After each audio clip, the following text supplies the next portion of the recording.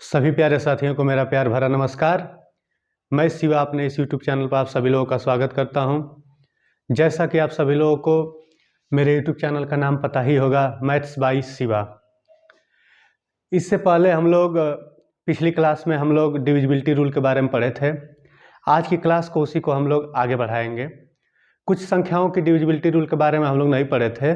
अब इस क्लास में हम लोग उस रूल के बारे में पढ़ेंगे। पिछली कक्षा में हम कौन कौन सा रूल पढ़ चुके थे उसके बारे में लिख चुका हूं, और कौन कौन सा रूल आज हम लोग पढ़ेंगे। 11 का रूल पढ़ेंगे, 6 का रूल नहीं पढ़े थे, 6 का रूल पढ़ेंगे, और कुछ इन सभी रूल से संबंधित कुछ उदाहरण भी देखेंगे। वीडियो को स्टार्ट करने से पहले मैं ये बता देना चाहता हूँ कि जितने भी प्रतियोगी परीक्षाएँ हैं उन सभी प्रतियोगी परीक्षाओं का ये डिविजिबिलिटी रूल सबसे फेवरेट टॉपिक है। मैंने ये पिछली क्लास में भी बताया था, आज भी बता रहे हैं आपको कि सबसे फेवरेट टॉपिक क्या है हमारा, विभाजिता का नियम। कोई ऐसी परीक्षा ही नहीं है जिसमें इससे क्वेश्चन ना पूछा जाता हो। आपका एसएससी जीडी का इतनी बड़ी वैकेंसी आई हुई है, फार्म भरे जा रहे हैं। एसएससी जीडी के जो भी बच्चे तैयारी कर रहे हैं, अगर वो डिविजिबिलिटी रूल की क्लास देखेंगे तो कम से कम उनको 1 से 2 नंबर की फ़ायदा मिलेगा हमारे क्लास से। सीटेट का जो एग्ज़ाम देना चाहते हैं, सीटेट का भी आने वाले समय में एग्ज़ाम होने वाला है, उसमें भी 1 से 2 नंबर का क्वेश्चन आएगा।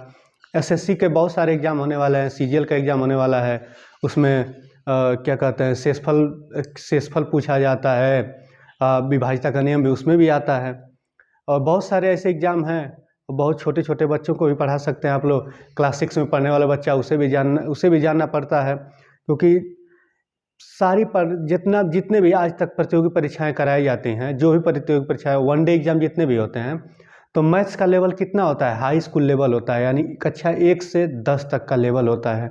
ठीक है, और सारा का सारा मैथ्स हम जानते हैं कि 6 से 10 तक में सारी की सारी चीज़ें कवर हो जाती हैं। परसेंटेज हम लोग वहीं पढ़ते हैं, सिंपल इंटरेस्ट, कंपाउंड इंटरेस्ट वहीं पढ़ते हैं हम। जितने भी चैप्टर से आजकल प्रतियोगी परीक्षा में क्वेश्चन पूछे जा रहे हैं, सब के सब हम लोग कहाँ से पढ़े हैं, 6 से 10 तक हम लोग पढ़े हैं। ठीक है, तो देर न करते हुए हम इस क्लास को स्टार्ट करना चाहते हैं, और यह बता देना चाहते हैं कि डिविजिबिलिटी रूल इतना इम्पोर्टेंट टॉपिक है। आप किसी भी प्रतियोगी परीक्षा का प्रीवियस ईयर का पेपर उठा के आप लोग देख लीजिएगा कि इससे कम से कम एक या दो हर एग्जाम में 1 या 2 क्वेश्चन जरूर आता है, और ये बहुत ही इंटरेस्टिंग टॉपिक है और बेहद आसान टॉपिक है। ठीक है, आइए तो हम समझते हैं। जो भी चीज़ें मैं बता दिया था पिछली कक्षा में, मैं उसको थोड़ा सा दोहरा देता हूं, और फिर अपने मेन टॉपिक पर हम लोग चले आएंगे। ठीक है, अगर जिस बच्चे ने भी हमारी पुरानी क्लास को, पिछली क्लास को नहीं देखा है, वो बच्चे जाकर वहां पर हमारी पुरानी क्लास को, डिविजिबिलिटी रूल के पिछली वाली क्लास को आप लोग देख सकते हैं। चलिए तो शुरुआत करते हैं। सबसे पहले मैं बता दिया था, एकदम एक क्रम से शुरू करते हैं। 0 का मैं रूल सबको बता दिया था। 0 का रूल मैं बताया था कि 0 से अगर किसी संख्या में, पहले तो विभाजिता के नियम में ये बता दे रहे हैं कि विभाज्य शब्द का मतलब क्या होता है। अगर हम किसी भी संख्या में, किसी संख्या से अगर भाग दे रहे हैं, सपोज करिए, देखिए कोई आपकी एक संख्या है 8, ठीक है, इसमें हम किससे भाग दे रहे हैं, 4 से भाग दे रहे हैं। ठीक है, हमारी भाग कितनी बार जाएगी, 2 बार भाग चली जाएगी, यानी 8 हमारा पूरा कट गया। आ रही बात समझ में। 4 से अगर 8 में हम भाग दिए हैं तो 2 बार हमारी भाग गई है, और शेष कितना आया है, 0। जब शेष 0 होता है, शेष अगर कुछ 0 के अलावा कुछ होगा तब तो नहीं कह सकते, लेकिन जब शेष 0 होता है तो कहा जाता है कि जिस संख्या से भाग दी गई है, ये संख्या इसको पूर्ण रूप से विभाजित करती है। यानी यह कह सकते हैं कि यह संख्या इस संख्या से परफेक्टली डिविजिबल है। डिविजिबल का मतलब विभाज्य है, डिविजिबल का मतलब विभाज्य है। चलिए तो 0 के बारे में पढ़ते हैं। मैंने बताया था कि 0 हमारी कैसी संख्या है, 0 बहुत ही डेंजरस संख्या है। ठीक है, बहुत लोग 0 का रूल जानते ही नहीं है, समझ ही नहीं पाते कि 0 का रूल क्या होता है। आखिरकार अगर हम 0 से किसी संख्या में भाग दे रहे हैं तो क्या आएगा, या किसी संख्या से 0 में भाग दे रहे हैं तो क्या आएगा, चलिए आज सीख लेते हैं। ठीक है, डिविजिबिलिटी रूल मतलब अगर 0 से नहीं कोई कहीं पूछा जाता है, लेकिन 0 का नियम जान लीजिए कि 0 से अगर किसी संख्या में हम भाग देते हैं तो क्या होता है, और किसी संख्या में अगर 0 से भाग दिया जाता है तब क्या होता है। ठीक है, तो आइए समझते हैं। कोई मान लीजिए संख्या है, यहाँ पर कोई हमारी क्या है, संख्या है, और संख्या में किससे हम भाग दे रहे हैं? जीरो से भाग दे रहे हैं। मैंने कल बताया था कि इस दुनिया की कोई ऐसी संख्या नहीं है जिसमें हम जीरो का भाग दे पाएँ।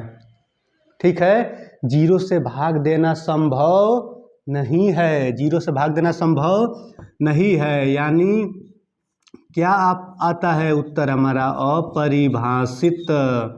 क्या उत्तर आता है हमारा? अपरिभाषित। यानी हम डिफाइन नहीं कर सकते, नॉट डिफाइन। क्या नहीं कर सकते? Not define. ठीक है, आई बात समझ में? जीरो का रूल में बता दिया था। हम इसका ठीक उल्टा हम लोग सीख लेते हैं। यहाँ तो हम संख्या में जीरो से भाग दिए तो नॉट डिफाइन हुआ है। क्या जीरो में किसी संख्या से भाग देंगे तब भी नॉट डिफाइन होगा? नहीं, आइए देखते हैं। मान लीजिए जीरो है यहाँ पर, और जीरो में मैं किसी संख्या से भाग दे रहा हूँ, जीरो में मैं किसी भी नंबर से भाग दे रहा हूँ, तब क्या आएगा? जीरो में हम अगर किसी भी संख्या से भाग देंगे तो क्या आएगा? मैंने पिछली कक्षा क्लास में आपको बताया था। मैं क्या आएगा? जीरो आएगा। क्या आएगा हमारा? जीरो आ जाएगा। ठीक है, यही जीरो का रूल होता है। यानी जीरो बहुत ही डेंजरस संख्या होती है। अक्सर भूल जाते हैं लोग, जीरो का नियम भूल जाते हैं, आसानी से भूल जाते हैं। क्यों भूल जाते हैं? कि सभी लोग इसको बताने लगेंगे कि अगर जीरो में किसी संख्या से भाग देने पर जीरो आता है, तो ये कोई अगर पूछ दे कि किसी संख्या में अगर जीरो से भाग दिया जाएगा तो क्या आएगा, तो कह देंगे लोग कि जीरो आएगा। ठीक है, लेकिन आप लोग इस कक्षा को देख लिए हैं। अब आप लोग कभी मत कहिएगा कि किसी संख्या में अगर हम जीरो से भाग दे रहे हैं तो क्या आएगा, नहीं बता पाएंगे हम। क्या होगा? अपरिभाषित। अगर जीरो में किसी संख्या से भाग दे रहे हैं तो क्या आएगा, बताइए? जीरो में अगर किसी भी संख्या से भाग दे रहे हैं तो हमेशा जीरो आएगा। चलिए ठीक है, अगली संख्या के बारे में हम लोग पढ़ते हैं। अगली संख्या के बारे में हम लोग पढ़ते हैं। अगली संख्या के बारे में हम लोग पढ़ लिए थे एक। एक तो सबसे इंटरेस्टिंग मैं बताया था कि एक से इंटरेस्टिंग तो कोई है ही नहीं। एक क्या है? हमारी सबसे इंटरेस्टिंग संख्या है। क्यों? क्योंकि कोई ऐसी संख्या है ही नहीं जिसमें एक का भाग न चला जाए। इस दुनिया की कोई भी ऐसी संख्या नहीं है जिसमें एक का भाग पूरा पूरा न चला जाए। एक का भाग हर एक संख्या में पूरा पूरा चला जाता है, और जिस संख्या में हम भाग देते हैं एक का, उतना ही हमको भागफल भी मिलता है। आइए देखते हैं कैसे। जैसे देखिए, अगर 4 में हम किससे भाग दे रहे हैं? 1 से, तो क्या मैंने बताया कि एक का पहला टेबल कितने बार हम पढ़ेंगे?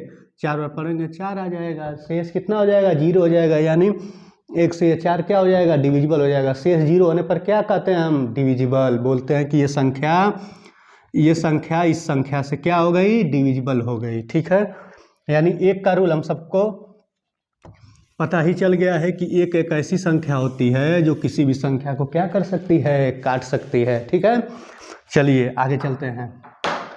2, ये हमारी एक इम्पॉर्टेंट संख्या है, और अक्सर मैं अभी बताया हूँ कि एसएससी की परीक्षा में पूछा जाता है, किसी भी प्रतियोगी परीक्षा में पूछा जा सकता है। ये बहुत ही इंटरेस्टिंग टॉपिक है।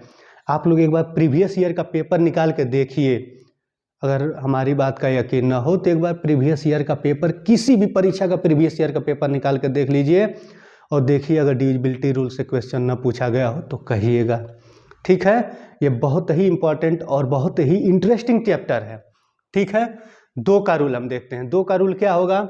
2 का रूल 2 हो गया, उसके बाद से 6 हो गया, 9 हो गया, 11 हो गया। ये सब बहुत इंपॉर्टेंट संख्याएं हैं, इन्हीं का अक्सर पूछा जाता है। कभी कभी 2 का पूछा जा सकता है, 4 का भी पूछ देता है, लेकिन 6 हो गया, 9 हो गया, 11 हो गया। 11 तो सबसे इंपॉर्टेंट है। अभी बहुत ही अच्छे तरीके से हम लोग 11 का भी रूल पढ़ेंगे। ठीक है, चलिए बस मैं थोड़ा सा रिवीजन कर रहा हूँ, क्लास छोड़ के निकलिएगा नहीं। क्यों? क्योंकि आज हम बहुत इंपॉर्टेंट संख्या पढ़ने वाले हैं। किसके बारे में? 11 के बारे में पढ़ने वाले हैं। ठीक है, और क्लास बहुत बड़ी नहीं होने वाली है, छोटी सी क्लास रहेगी हमारी। ठीक है, चलिए 2 का रूल क्या होता है? 2 का रूल मैं 3 तरह से मैं बता दिया था। 2 का रूल 3 तरह से बताया था कि जिस संख्या के अंत में 0 हो, 2 हो, 4 हो, 6 हो, 8 हो, वो संख्या पक्का 2 से कटेगी। ठीक है, यानी कोई भी संख्या देखिए, अगर उसके यूनिट डिजिट पर, यूनिट डिजिट का मतलब इकाई का अंक, अगर आपको इकाई के अंक पर क्या दिखाई दे रहा है? 0 दिखाई दे रहा है, 2 दिखाई दे रहा है, 4 दिखाई दे रहा है, 6 दिखाई दे रहा है, 8 दिखाई दे रहा है, तो 2 से संख्या क्या होगी? पूर्ण रूप से डिविजिबल होगी। आ रही बात समझ में? ये मैं बता चुका हूँ। अगर और डिटेल में देखना चाहते हो तो मेरी पिछली क्लास को आप सभी लोग देख सकते हैं, ठीक है। 2 का रूल मैं वहाँ पर बता चुका हूँ। अब हम कौन सा रूल पढ़े थे, फिर कल पढ़े थे 3 का rule. 3 very very most important number है। 3 हमारा कैसा है, बहुत ही मोस्ट इम्पॉर्टेंट टॉपिक है ये। टॉपिक बोल रहे हैं, संख्या है ये, ठीक है। और इसका क्या होता है rule, sum of all digit, sum of all digit divide by 3। कुछ नहीं करना है, अगर किसी संख्या, कोई संख्या दी हुई है, पूछा जा रहा है कि क्या ये 3 से पूर्ण रूप से विभाजित हो गई, होगी या नहीं होगी, तो हम क्या करेंगे, हम सिर्फ और सिर्फ सभी अंकों को आपस में जोड़ देंगे और 3 से भाग देकर देख लेंगे कि क्या संख्या, ये अंकों का योग 3 से कट रहा है तो पूरी संख्या भी 3 से कटेगी। सोचने की आवश्यकता नहीं है, अंकों को आपस में जोड़िए, जितना मिल रहा है उस संख्या में 3 से डिवाइड करिए। 3 से डिवाइड करने पर अगर पूर्ण रूप से डिवाइड हो जाए, पूर्ण रूप से डिवाइड होने का मतलब ये होता है कि शेष 0 आए। पूर्ण रूप से डिवाइड होने का मतलब शेष 0 आना चाहिए, ये समझ लीजिएगा बात को, ठीक है। जैसे कोई संख्या ले रहे हैं, जैसे ले रहे हैं 24 करके इसे लिख दिए हैं, ठीक है। मैंने बोला है कि सम ऑफ ऑल डिजिट, तो इसमें डिजिट कौन कौन से हैं, 1 डिजिट, 2 डिजिट, 3 डिजिट, 4 डिजिट। भले से डिजिट का क्या हुआ है, उनको दोहराया गया है भले से, ठीक है। जोड़िए, 2 में 4 जोड़ दीजिए, 6, 6 2 8, 8 4 12, और 12 एक ऐसी संख्या है 3 का भाग पूरा पूरा चला जाएगा, 4 बार जाएगा, शेष कितना आएगा, 0 आएगा, ठीक है। तो यानी ये संख्या क्या होगी हमारी, ये संख्या हमारी 3 से डिविजिबल होगी, ठीक है। ये रूल हम बता चुके हैं।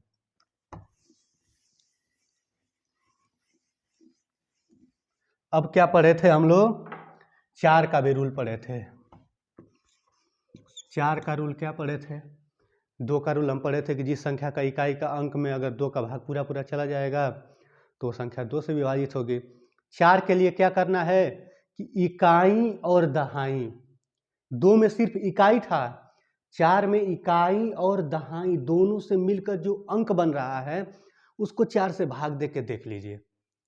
इकाई और दहाई से मिलकर जो भी अंक बन रहा है, अंक कह रहे हैं, जो भी संख्या बन रही है उस संख्या में भाग दे के 4 का देख लीजिए, अगर जा रहा है तो पूरी संख्या में भाग जाएगी, ठीक है। जैसे कुछ भी हम लिखते चले जा रहे हैं, एग्जाम्पल जैसे लिख दे रहे हैं 1 2 3 4 6 8 9, ठीक है।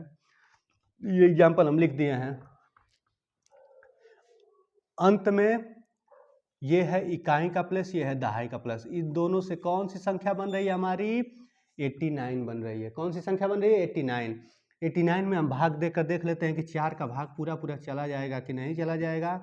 तो जब 4 से भाग देंगे तो 8 में पहले एक अंक की संख्या है तो 4 दूना के 8, फिर इसमें भी 4 दूना के 8 और एक शेष इसमें बच जाएगा, यानी ये भाग दशमलव में जाएगी।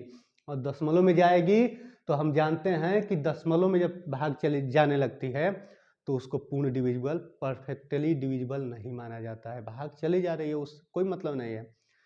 परफेक्टली डिविजिबल कब माना जाएगा, जब भाग पूरी पूरी चली जाएगी, यानी शेष 0 होगा, ठीक है। देखिए 4 से कटने वाला एक उदाहरण लेते हैं।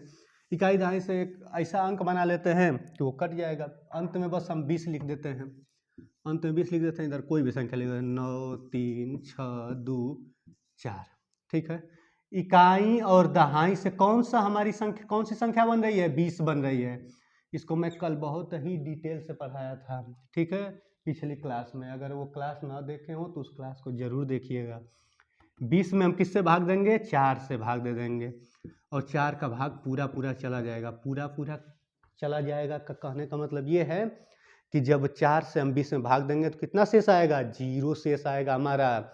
और जब 0 शेष आता है तभी कहा जाता है कि ये पूरी संख्या क्या होगी, 4 से डिविजिबल होगी। सारी बात समझ में, ठीक है। अगला नियम पढ़ते हैं। अगला नियम हमारा कौन सा है, पढ़े थे 5। 5 तो सबसे ही आसान था, 5 और 10 तो सबसे इंटरेस्टिंग भी है और सबसे आसान भी है। कैसे आसान है, देखिए, कोई कुछ भी नहीं देखना है, सिर्फ और सिर्फ हमें पता है क्या देखना है, कोई भी संख्या हो, उस संख्या का अंत में यानी उसके यूनिट डिजिट को देखिए कि यूनिट डिजिट में अगर 0 है और अगर 5 है तो संख्या 5 से कट जाएगी। सोचना भी कुछ नहीं है। कहाँ पर? यूनिट डिजिट में क्या क्या होना चाहिए? 0 होना चाहिए, 5 होना चाहिए। जैसे यूनिट डिजिट का मतलब इकाई का अंक, यूनिट डिजिट इकाई का अंक क्या हो? 0 हो, 5 हो, संख्या पक्का 5 से कटेगी। देख लीजिए, 5 लिख लीजिए किसी का अंत में, किसी का अंत में 0 लिख लीजिए, 5 लिख लीजिए, 0। इधर कोई भी लिखते चले जाइए, संख्या बना दीजिए। 2 9 6 8 4 5 हो गया। 3 7 2 4 9 0 हो गया। 8 9 9 9 4 हो गया, बन गई संख्या। 9 7 6 3 2 0 हो गया। ठीक है, मैं बता रहा हूँ इकाई का अंक क्या होना चाहिए? 5 होना चाहिए। 5 है तब भी ये पूरी संख्या 5 से डिविजिबल होगी। इकाई का अंक क्या होना चाहिए? 0 होना चाहिए। 0 होना चाहिए तब ये संख्या किससे डिविजिबल? 5 से डिविजिबल होगी। इकाई का अंक यहाँ पर क्या है? 5 है, डिविजिबल होगी। 0 है, क्या होगी? 5 से डिविजिबल होगी। ठीक है, यहीं पर एक रूल और समझ लेते हैं, 10 का रूल समझ लेते हैं। 10 तो सबसे आसान है। 10 का रूल तो सबसे आसान है। 10 वाले में क्या करना है? यूनिट डिजिट पर सिर्फ 0 होना चाहिए। यूनिट डिजिट पर सिर्फ 0 होना चाहिए, यानी इकाई के अंक पर बस अगर 0 दिखाई दे रहा है तो आंख मूंद के कह दिए को 10 से कटेगा। अगर इकाई के अंक पर 0 नहीं दिखाई दे रहा है तो कितना हूं आप भाग देंगे, वो संख्या दशमलव में जाएगी, लेकिन कभी भी ऐसा नहीं होगा कि शेष 0 हो जाए। ठीक ना? अगर अंत में संख्या के अंत यानी यूनिट डिजिट पर यानी इकाई के अंक पर अगर 0 नहीं आया तो संख्या 10 से नहीं कटेगी। ठीक है, जैसे कोई संख्या यानी 10 का भी रूल देख लेते हैं, लिख ही देते हैं। 10 के रूल को भी हम लिख ही देते हैं। चलिए, 10 का रूल, 10 का रूल क्या बोलता है? 10 का रूल बोल रहा है कि यूनिट डिजिट क्या होना चाहिए? यूनिट डिजिट हमारा 0 होना चाहिए। यानी यूनिट डिजिट का मतलब वंस प्लेस के बारे में बोला था। वंस प्लेस किसे कहते हैं? इकाई के स्थान को बोला जाता है। इकाई के स्थान पर किसी भी संख्या में आपको 0 दिखे, आंख मूंद के बोल दीजिए कि वो 10 से डिविजिबल होगी, परफेक्टली डिविजिबल होगी। देखिए कैसे, 4 0 0 0 0 करके लिख दे रहे हैं, अंत में क्या है? ये 10 से पूरा डिविजिबल होगी। 9 7 8 4 3, इकाई का अंक पद क्या दिख रहा है? 3 दिख रहा है, कभी जीवन में ये 10 डिविजिबल नहीं होगी। 9 7 6 3 2 और 0 दिख रहा है। इकाई के प्लेस पर क्या दिख रहा है आपको? इकाई के प्लेस पर आपको 0 दिख रहा है। 10 से कह दीजिए कि ये 10 से कटेगा ही कटेगा। अरे बात समझ में? 10 से क्या होगा? ये कटेगा ही कटेगा। ठीक है, ये 10 का रूल हो गया। चलिए ठीक है, और कौन सा रूल बच रहा है? और रूल हमारा बच रहा है 9 के बारे में भी पढ़े थे हम पिछली कक्षा में। 9 के बारे में भी पढ़े थे पिछली क्लास में, फुल डिटेल में वहाँ एग्जाम्पल ले लेकर पढ़े थे। अगर इस क्लास को नहीं देखे हैं तो उस क्लास को पहले देखकर फिर इस क्लास को जरूर आप लोग देखिएगा। 9 का इसमें भी क्या है? इसमें भी है सम ऑफ ऑल डिजिट, एकदम सेम 3 के रूल के तरह का है ये रूल। 3 का रूल क्या कहता है कि सभी अंकों को जोड़ दीजिए, जितना योग आपका आ रहा है उसमें 3 से भाग दे के देख लीजिए। अगर 3 से वो पूरा कट जा रहा है तो वो पूरी संख्या 3 से कट जाती है। सेम 9 के लिए भी यही है, सभी अंकों को आपस में आप जोड़ लीजिए और 9 से भाग देकर देख लीजिए। अगर वो संख्या 9 से कट रही है तो पूरी की पूरी संख्या हमारी 9 से कट जाएगी। जैसे लिखे हैं 2 4 6 3 2, एक संख्या लिख लिए। तो हमको नहीं पता है कि इसके अंकों का योग कितना आएगा, जोड़ लेते हैं। 2 में 4 जोड़ेंगे 6 6 6 12 12 3 15 15 2 17, 9 से नहीं कटेगा 17। दूसरी संख्या ले लेते हैं, जैसे 81 हो गया, 81 हो गया। इसमें देख रहे हैं कि जोड़ेंगे अंकों को तो 8 1 9 9 8 17 17 1 18, 18 हमारा पूरा 9 से पूरा कट जाएगा, यानी 9 से हमारा 18 कट जाएगा, यानी ये पूरी की पूरी संख्या भी 9 से हमारी क्या होगी? डिविजिबल होगी। अगर जिसको भी इसको डिटेल में देखना है तो पिछली क्लास को आप लोग देख लीजिए। ठीक है, चलिए अब आगे बढ़ते हैं, हम लोग अपने मेन रूल पर आते हैं। इसको भी पढ़ लिए थे हम लोग। आज हमको क्या पढ़ना था? 6 और 11 का रूल पढ़ना है। 11 का रूल तो मैं बार बार कह रहा हूँ कि बहुत ही क्या है, इम्पोर्टेंट रूल है। ठीक है, चलिए अब देखते हैं हम किसका, 9 का भी देख लिए, सारी संख्याएं हो गई। 6 का देख लेते हैं।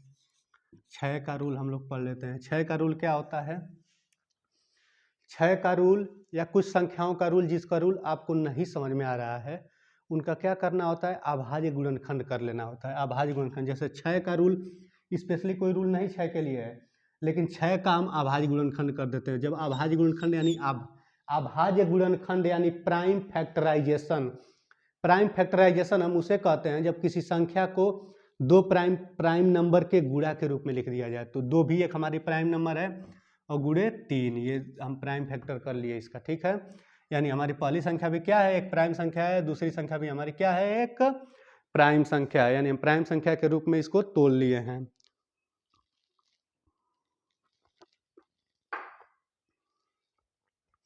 ठीक है, अब क्या करना है, प्राइम संख्या के रूप में जब तोल लिए हम गुणा के रूप में उसके, तो हम देख रहे हैं कि एक हमारा संख्या दो है और एक 3 है। 6 से वही संख्या विभाज्य होगी, 6 से वही संख्या डिविजिबल होगी जो 2 का भी रूल फॉलो करे और 3 का भी रूल फॉलो करे। 2 और 3 का रूल करने का मतलब कि जो 2 का रूल था कि इकाई का अंक 2 से कटना चाहिए, और 3 का क्या रूल था, सम ऑफ ऑल डिजिट, मतलब सभी अंकों को जोड़ दीजिए, उसमें 3 से भाग दे दीजिए। अगर कट रहा है तो संख्या भी कट जाएगी। 6 से कटने के लिए दोनों रूल चाहिए, 2 का भी रूल फॉलो हो और 3 का रूल। कोई एक रूल फॉलो हो रहा है तो 6 से नहीं कटेगा, कोई एक रूल फॉलो हो रहा है तो बस वो स्पेशली उसी संख्या से कटेगी। लेकिन अगर 2 का भी रूल फॉलो कर रही है, 3 का भी रूल फॉलो कर रही है, तो वो संख्या 6 से भी कटेगी, वो संख्या 3 से भी कटेगी, वो संख्या 2 से भी कटेगी। ठीक है, आइए देखते हैं कैसे। जैसे मान लीजिए हमारी एक संख्या कोई है 36, सब लोग जानते हैं कि 6 से कटता है, लेकिन हम रूल के हिसाब से चेक कर लेते हैं। 2 का रूल कहता है कि इकाई के स्थान पर 0 होना चाहिए, 2 होना चाहिए, 4 होना चाहिए, 6 होना चाहिए, 8 होना चाहिए। यहाँ 6 दिख रहा है, ठीक है, यानी ये 2 का रूल फॉलो कर रहा है। 3 का रूल क्या कहता है, अंकों को आपस में मिला दीजिए, यानी अंकों को आपस में जोड़ दीजिए। जोड़ दे रहे हैं, 3 में 6 को जोड़ दे रहे हैं, कितना आ जाएगा, 9 आ जाएगा। और उसमें किससे भाग दे दीजिए, 3 से भाग दे दीजिए, 3 से भाग दे रहे हैं, 9 में 3 से भाग 3 बार पूरा पूरा चला जाएगा, शेष कितना आएगा, 0 आएगा। यानी ये संख्या क्या है, 6 से डिविजिबल है। ठीक है, और देखिए कोई एक संख्या लिख दे रहे हैं, एक संख्या लिखे हुए हैं। अब हमको नहीं पता है कि ये 6 से डिविजिबल है या नहीं है, चेक करते हैं। ठीक है, 2 का रूल तो ये फॉलो कर रहा है क्योंकि 6 दिख रहा है इकाई के स्थान पर। 3 का रूल फॉलो कर रहा है कि नहीं, थोड़ा सा चेक करना पड़ेगा। 6 4 10, 10 4 14, 14 6 6 4 10 4 14, 14 6 20, और 20 में 3 का भाग नहीं जाएगा, 20 में 3 का भाग नहीं जाएगा, नहीं, ये 3 के रूल को फॉलो नहीं करेगा। जब 3 के रूल को फॉलो नहीं करेगा तो केवल 2 के रूल से हमारा काम नहीं चलेगा, 2 का भी रूल फॉलो होना चाहिए और 3 का भी रूल फॉलो होना चाहिए, तब जाके वो 6 से कटेगी संख्या। ठीक है, देख लेते हैं, कोई और संख्या लिख लेते हैं, कोई और संख्या लिख लेते हैं, 24 12 12, ऐसे करके एक संख्या लिख लिए। ठीक है, इस संख्या को चेक करना है तो यूनिट डिजिट पर क्या है, 2 है, यानी ये 2 का रूल तो फॉलो कर दिया, 2 का रूल क्या कर दिया, फॉलो कर दिया। 3 का रूल ये फॉलो कर रहा है कि नहीं कर रहा है, 3 के लिए क्या करना पड़ता है, अंकों को आपस में जोड़ना पड़ता है। 4 2 6, 6 1 7, 7 2 9, 9 1 10, 10 2 12, अंकों का योग कितना आ रहा है, सही जोड़ रहे हैं ना जी, देख लीजिएगा। 4 2 6, 6 1 7, 7 2 9, 9 1 10, 10 2 12, 12 में 3 का भाग पूरा पूरा चला जाएगा। यानी ये 2 का भी रूल फॉलो कर रहा है, 3 के भी रूल को फॉलो कर रहा है, यानी ये संख्या किससे डिविजिबल है, ये संख्या हमारी 6 से डिविजिबल होगी। यानी ये संख्या हमारी 6 से क्या होगी, पूर्ण रूप से विभाजित होगी। ये संख्या हमारी 6 से क्या होगी, पूर्ण रूप से विभाजित होगी। एक और उदाहरण लेकर समझ लेते हैं। 6 के लिए ज़्यादा नहीं सोचना है, सिर्फ और सिर्फ हमको बस 2 चीज़ें देखना है। वो 2 का रूल फॉलो कर रहा है, हाँ ठीक है कर रहा है, 3 का रूल फॉलो कर रहा है, ठीक है कर रहा है, तब आंख मूंद के बोल दीजिए 6 का भी रूल, मतलब 6 से भी योग कटेगा। ठीक है, चलिए फिर भी देख लेते हैं, एक और उदाहरण लेकर देख लेते हैं। 42 12 30 लिख दिए। ठीक है, एक संख्या लिख दीजिए, ये संख्या लिखे हुए, अब इसको हमको चेक करना है कि क्या ये 6 से कटेगी या नहीं कटेगी। चलिए ठीक है, इकाई का स्थान पर क्या है, 0 है, इकाई का स्थान पर क्या है, 0 है। पक्का ये 2 से कटेगा, 3 से कटेगा कि नहीं कटेगा, चेक कर लेते हैं। 3 2 5, 5 1 6, 6 2 8, 8 4 12।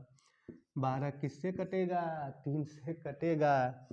कितने बार में, 4 बार में। ठीक है, शेष कितना आएगा, 0 आएगा। यानी ये संख्या हमारी 6 से क्या होगी, डिविजिबल होगी। और उम्मीद करते हैं आप लोगों को ये चीज़ें समझ में आ रही होंगी और समझ में ये आ गया होगा। चलिए अब हम आगे बढ़ते हैं, अगली संख्या की तरफ बढ़ते हैं। जो हमारी संख्या किसी भी एग्जाम को ये कह लीजिए कि छोड़ती नहीं है। किसी भी एग्जाम को एक क्वेश्चन तो अपने आप से तो एक क्वेश्चन बनवा ही लेती है। जो हमारी संख्या कौन सी है, 11 है। 11 को पढ़ने से पहले थोड़ा सा पानी हम पी लेते हैं, ठीक है। 11,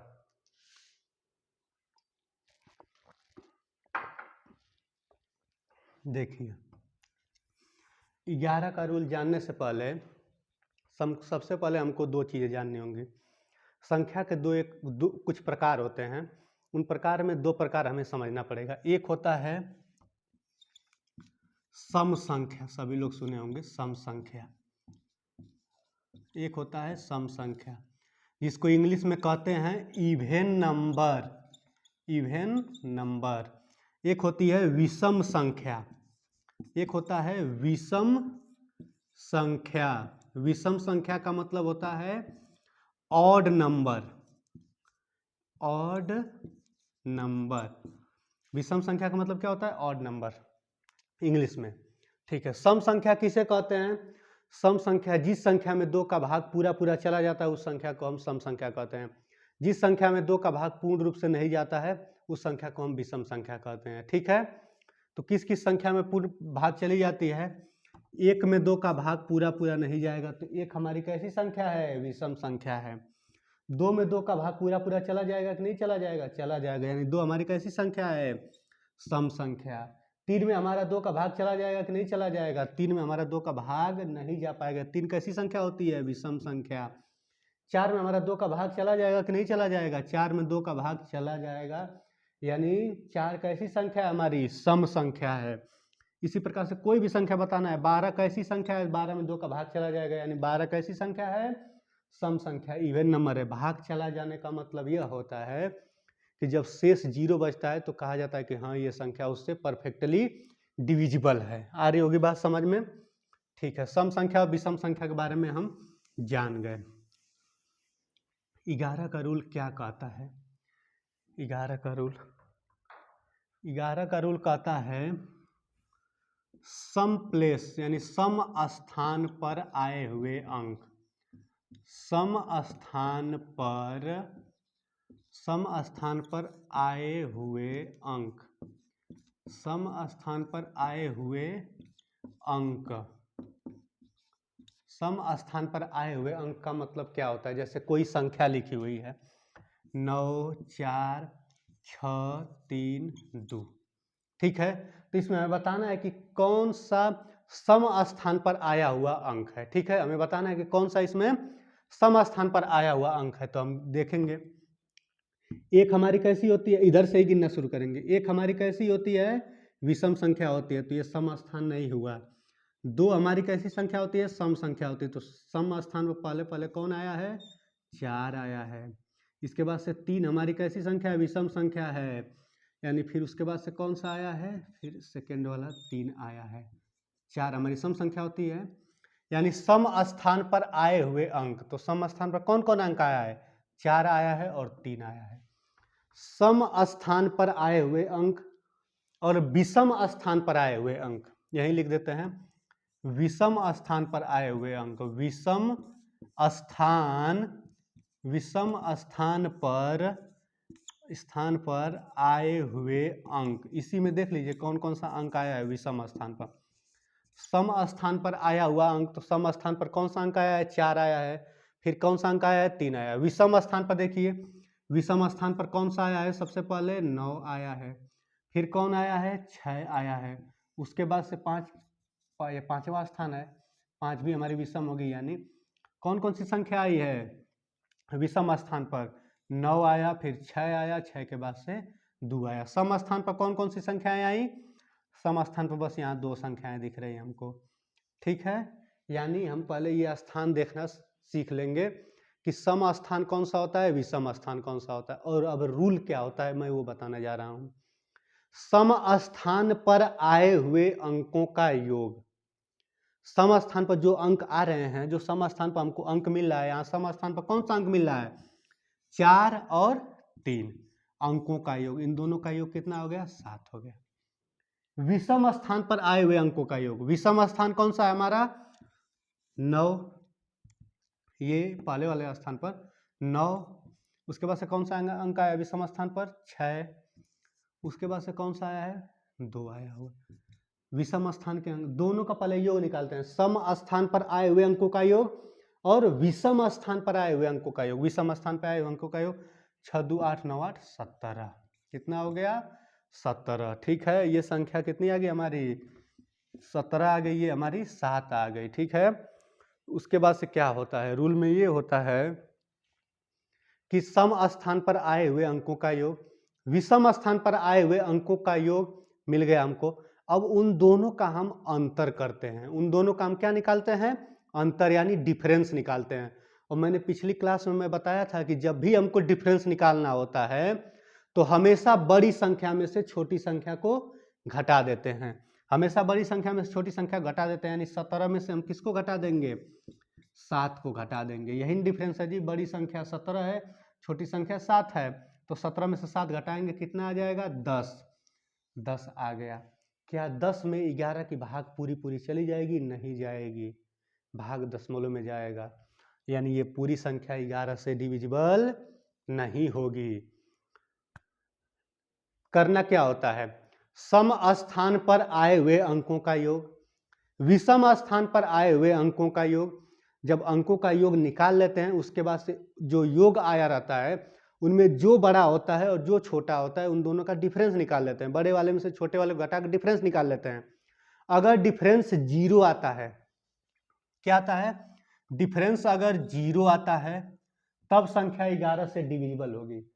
डिफरेंस अगर हमारा 0 मिलता है, अगर यहाँ पर 0 मिल गया होता तब ये संख्या 11 से डिविजिबल होती। अगर 0 नहीं मिलता, अगर 11 से वो डिविजिबल वाला अंक ही मिल जाता या संख्या मिल जाती, मतलब मान लीजिए यहाँ 10 था, अगर सपोज करिए कि यहाँ पर 11 आ गया रहा होता, 11 से 11 कट रहा है, यानी ये संख्या भी हमारी क्या होती? पूर्ण रूप से कट जाती। उम्मीद करता हूँ आप सभी लोग समझ में आ रहा होगा। अगला उदाहरण लेकर देखते हैं, तब समझ में आएगा। मैं बार बार बता चुका हूँ कि ये सबसे इम्पोर्टेंट संख्या है, इसको आप लोग हमेशा कवर कर लीजिएगा कि हाँ 11 का रूल क्या होता है। ठीक है, संख्या लिखते हैं। जैसे मान लीजिए 11 से कटने वाली संख्याओं में लिख दे रहा हूँ बात। जैसे एक संख्या हम लोग जानते हैं 1331 के बारे में बहुत लोग परिचित होंगे इस संख्या से, इसको लिख लेते हैं। अब हमें रूल क्या कहता है? सम स्थान देखना है और विषम स्थान देखना है। तो पहले हम सम स्थान शुरू करते हैं, या विषम शुरू कर सकते हैं, कोई भी शुरू कर सकते हैं। विषम स्थान हम देखते हैं, तो विषम स्थान सबसे पहले ये हो गया, इसके बाद से विषम स्थान ये हो गया, इसमें 2 ही विषम स्थान पर अंक आए हुए हैं। सम स्थान ये हो गया और ये भी सम स्थान।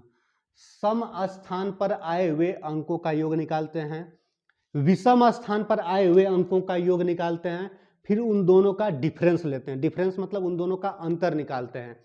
अंतर अगर 0 होता है तब भी संख्या हमारी 11 से कटती है। अगर अंतर 0 न होकर 11 के टेबल का ही कुछ आ जाता है, या यह कह लीजिए कि 11 से कटने वाली संख्या आ जाती है, तब भी वो पूरी पूरी संख्या 11 से डिविजिबल होती है। ठीक है, जैसे देखिए विषम स्थान पर कौन सा आया है? 1 आया है, फिर अगला कौन सा आया है? 3 आया, इन दोनों को हम जोड़ दिए, 4 हो गया। सम स्थान पर क्या आया हुआ है? सबसे पहले 3 आया हुआ है, फिर 1 आया हुआ है, जोड़ दिए 4। यहाँ दोनों में क्या मिल गया? ऊपर भी 4 मिल रहा है, नीचे भी क्या मिल रहा है हमारा? 4 मिल रहा है। इन दोनों का डिफरेंस कितना हो गया? 0 हो गया। 4 में से 4 घटाएंगे, डिफरेंस कितना आ गया? 0 हो गया, यानी ये पूरी पूरी संख्या 11 से हमारी कटेगी, यानी डिविजिबल है। ठीक है, यही 11 का विभाज्यता का नियम है कि यानी चाहे तो अंतर से ही मतलब है, सम स्थान पर आए हुए अंक उनका योग कर लीजिए, विषम स्थान पर आए हुए अंकों का योग कर लीजिए, उनका डिफरेंस ले लीजिए। अगर डिफरेंस 0 होता है तभी वो 11 से कटेगी, अगर डिफरेंस 0 ना होगा तो क्या होना चाहिए, 11 से कटने वाली संख्या होनी चाहिए। दो ही चीज होना चाहिए, डिफरेंस जो ही चीज होनी चाहिए, चाहे तो डिफरेंस क्या क्या होना, डिफरेंस 0 हो या 11 से डिविजिबल हो, 11 से डिविजिबल हो, ठीक है, डिविजिबल हो, 11 से डिविजिबल होना चाहिए, 11 से कटने वाली संख्या होनी चाहिए, ठीक है। और उदाहरण लेके हम देख लेते हैं, उम्मीद करता हूँ सबको समझ में आ रहा होगा, ठीक है। क्लास को लंबा बहुत हम लोग नहीं करेंगे, बस 11 का रूल पढ़ के खत्म कर देंगे। अगर कुछ संख्याएं बची होंगी तो उसको अगले क्लास में हम लोग पढ़ लेंगे, कवर कर लेंगे, ठीक है। जैसे कोई संख्या लिख दे रहे हैं 14,641 लिख दिए, अपने मन से कोई भी संख्या लेकर आप लोग चेक कर सकते हैं, ठीक है। मैं बताया हूँ, मैं बार बार इसी चीज को बता रहा हूँ कि सम स्थान पर आए हुए अंक और विषम स्थान पर आए हुए अंकों का आपस में योग कर लेते हैं, उनका डिफरेंस ले लेते हैं। अगर 0 आया तब भी काम हमारा बन गया है, अगर 11 से कटने वाली आई है तब भी काम बन गया है, वो 11 से कटेगा, ठीक है। चलिए इसको करते हैं। पहले विषम स्थान देखते हैं, तो विषम स्थान पर कौन सा अंक आया है, विषम स्थान पर पहले 1 आया है, उसके बाद से फिर 6 आया है, उसके बाद से फिर 1 आया है, ये हमारा विषम स्थान। सम स्थान पर देखिए क्या क्या आया है, सम स्थान पर हमारा 4 आया हुआ है, फिर क्या आया हुआ है, 4 आया हुआ है, ठीक है। जोड़ते हैं, यहाँ भी लग रहा है कि अंतर डिफरेंस 0 होने वाला है, यानी संख्या कटने वाली है। 6 1 7, 7 1 8 और 4 4 8, इन दोनों का डिफरेंस 8 और 8 का डिफरेंस कितना होता है, 0, यानी ये संख्या हमारी क्या होगी, 11 से डिविजिबल होगी। मैंने बताया था कि सम स्थान पर आए हुए अंकों का योग, विषम स्थान पर आए हुए अंकों का योग, उन दोनों का डिफरेंस चाहे तो 0 हो चाहे 11 से कटने वाली संख्या होनी चाहिए। कोई और ले लेते हैं संख्या, और उदाहरण ले लेते हैं, दूसरा उदाहरण ले लेते हैं, दूसरा उदाहरण हम लिख लेते हैं 161,051, चेक कर लेते हैं इसको भी। चलिए देखिए, सम स्थान पर आए हुए अंक और विषम स्थान पर आए हुए अंकों का पहले योग निकालेंगे, तब डिफरेंस निकालेंगे, देखेंगे अगर 0 हो रहा है तभी ठीक है, नहीं तो 11 से कटने वाली संख्या आ रही है तभी ठीक है। तो चलिए सम स्थान पर कौन, विषम स्थान पर पहले शुरू करते हैं। विषम स्थान पर कौन सा आया है, 1 आया है, 1 के बाद से फिर क्या आया हुआ है, फिर 1 ही आया हुआ है, फिर इसके बाद से क्या आया हुआ है, 5 आया हुआ है, फिर इसके बाद से क्या आया हुआ है, कुछ भी नहीं आया हुआ है, कुछ भी नहीं आया हुआ है, ठीक है। तो यहीं पर कहानी हमारी खत्म है, ठीक है। योग कितना हो गया, 5 2 7 हो गया, ठीक है। सम स्थान पर देखेंगे, सम स्थान पर क्या हुआ, आया हुआ है, सबसे पहले 6 आया हुआ है, फिर क्या आया हुआ है, 0, 0 के बाद से क्या आया हुआ है, 1 आया हुआ है, 0 के बाद से क्या आया हुआ है, 1 आया हुआ है, कितना हो गया हमारा, 7 हो गया, और 7 और 7 का अंतर कितना होता है, 0, यानी ये संख्या हमारी क्या है, 11 से क्या है, ये संख्या हमारी डिविजिबल है। सम स्थान पर आए हुए अंकों का योग, विषम स्थान पर आए हुए अंकों का योग, दोनों का योग कर लेंगे, डिफरेंस निकाल लेंगे। अगर 0 होता है तब वो 11 से कटेगी, अगर 11 से कटने वाली संख्या भी यहाँ पर आ सकती है, अंतर में 22 आ सकता है, 44 आ सकता है, फिर भी तब भी वो 11 से कटेगा, ठीक है। आगे चलते हैं, एक और उदाहरण लेकर देख लेते हैं, ठीक है। एक और उदाहरण लेकर हम देख लेते हैं, उदाहरण ले लेकर देख लेते हैं 177 15 61, 177 15 61, एक संख्या हम ले लिए, कटने वाली संख्या हम ले लिए हैं, ठीक है, ये भी कटने वाली संख्या ही है। देखिए इस सबसे पहले हम क्या करेंगे, विषम स्थान के अंकों का योग लेंगे। तो विषम स्थान पर सबसे पहले क्या आया हुआ है, 1 आया हुआ है, फिर 7 आया हुआ है, फिर 5 आया हुआ है, फिर 1 आया हुआ है। देखिए 1 आया हुआ है, फिर 7, फिर 5, फिर 1। सम स्थान पर देख लीजिए 7 1, उसके बाद से 6, 7 1, उसके बाद से 6, जोड़िए, ऊपर कितना हो जाएगा, 7 है ही, 5 7 5 12 1 13 1 14, कितना हो गया, 14 आ गया। नीचे कितना आ जाएगा, 6 1 7 7 7 14, यानी 14 में से 14 घटाएंगे, कितना हमारा डिफरेंस आ गया, 0। और अब जब डिफरेंस 0 आ गया तो हमारा कार्य समाप्त हो गया, यानी ये संख्या क्या होगी हमारी, 11 से पूर्ण रूप से ये संख्या हमारी डिविजिबल होगी। उम्मीद करते हैं आप सभी लोगों को क्लास ये समझ में आई होगी। अगर जिन लोगों ने ये जो पुरानी ये संख्याएं जो हम लिखे हुए हैं, पहले की संख्या लिखे हुए हैं, इससे पहले वाली क्लास में आप लोग इन संख्याओं से संबंधित डिविजिबिलिटी रूल पढ़ सकते हैं। ठीक है, चलिए, और कुछ छूट तो नहीं रहा है ना, हमारी संख्याएं छूट रही हैं, 2 की फैमिली छूट रही है। मैं 1 मिनट बस बता देता हूँ, फिर अगले क्लास में भी उसको बता दूंगा। 1 मिनट बस बता देते हैं। 2 की फैमिली 2 4 6 नहीं, 2 4 8 16। 2 को क्या लिख सकते हैं? 2 के घाते 1 लिख सकते हैं। मैं अगले क्लास में बताऊंगा, इसमें थोड़ा सा बता दे रहा हूँ जल्दी जल्दी। 2 को क्या लिख सकते हैं? 2 के घाते 4 को 2 के घाते 2, 8 को 2 के घाते 3, 16 को 2 के घाते 4। ये घात के रूप में क्यों लिख रहे हैं? पावर के रूप में हम क्यों लिख रहे हैं? एक घात लगा हुआ है तो यानी अंक का बस एक डिजिट, यानी अंतिम वाला डिजिट, यानी इकाई का डिजिट को हम बस देखेंगे कि क्या वो 2 से कट रहा है, तो संख्या 2 से डिविजिबल होगी। 4 का नियम अभी हम पढ़े थे। यहाँ पर कितना घात लगा हुआ है? 2 घात, यानी इकाई और दहाई से बनने वाली संख्या अगर 4 से कटेगी तो पूरी संख्या भी हमारी किससे कटेगी? 4 से डिविजिबल होगी। 8 का रूल क्या कहेगा? आगे हम पढ़ेंगे। 8 का रूल ये होगा कि यानी इकाई यानी वंस प्लेस, टेंस प्लेस और 100th प्लेस से बनने वाली संख्या, मतलब इकाई दहाई और सैकड़े से मिलकर बनने वाली संख्या, यानी कहने का मतलब कहीं लिखा हुआ है 12,800 अगर लिखा हुआ है, ठीक है, ये कटेगा कि नहीं कटेगा 8 से, तो हमें क्या देखना है? इकाई दहाई सैकड़ा, इनसे कौन सी संख्या बन रही है? 800 बन रही है। और 800 साफ सीधे सीधे देखने में समझ में आ रहा है कि ये 8 से पूरा पूरा कट जाएगा, यानी जब ये 800 पूरा पूरा कट जाएगा तो ये पूरी संख्या भी 8 से डिविजिबल होगी। ये पावर का मतलब ये है कि कितने अंकों को हमें देखना है। 16 के लिए क्या करेंगे कि 2 के घाते अगर पावर इसमें 4 लगा हुआ है, यानी अंतिम के 4 अंक से बनने वाली संख्या अगर इस 16 से कटती है तो पूरी संख्या भी हमारी 16 से कटेगी। ठीक है, उम्मीद करते हैं ये क्लास आप सभी लोगों को पसंद आई होगी। अगर क्लास पसंद आई होगी तो इसको लाइक और सब्सक्राइब जरूर करें। ठीक है, धन्यवाद।